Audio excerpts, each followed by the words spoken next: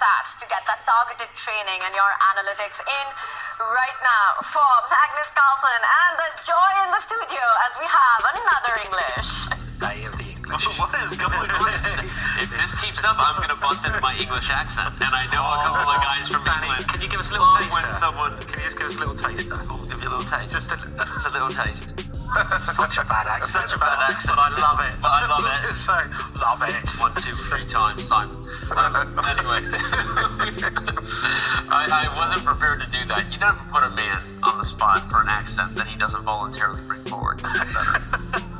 No better. But all right, we've got an English, not the same King's Indian transposition we saw in Jordan's battle versus Ichirizaga. This is an even more obscure line with this e5 being met by d4. Yeah, it's interesting to me. It shows that Fabi wanted to maybe play for a win or at least get a very complex position from the start, just the way Black is set up on his first 2 moves. But this has thrown a spanner in the works. What Magnus has done, very direct. He's willing to bring his queen up, even at the cost of a couple of tempi, in order to open up the center, and White might well just be left with extra space. Simon, you're a resident English opening expert. You've got chessable courses on this. What do you think of Magnus's choice? Yeah, I mean, it's actually known this d4 move quite well. I mean, it was actually a game where also Kasparov played this way, I think, with the black pieces and destroyed maybe Kukol in something like 20 moves. But generally, the structure is quite good for White. Because White can get this hold in the centre, but Black's pieces are quite active at the moment. So if White can stabilise this position, get his king side developed, then I feel he should have a small advantage. Because, yeah, Black's just a bit cramped. And you know who else destroyed a player in 20 moves? It was Magnus Carlsen. In this last game that we saw, psychologically, how difficult is that for Fabi? Well, the game where Magnus won his black, yeah, I mean, this is hard to overcome, and now Fabi has black. And by the way, look at the first game. We had Magnus winning in the theoretical Sicilian. Now Magnus is avoiding theory with this sort of obscure game as White, but once again up on the clock. So Magnus bringing out the full slate of preparation and tricks here to throw Fabi off his game. And another player who in round 1 bought out all the prep and created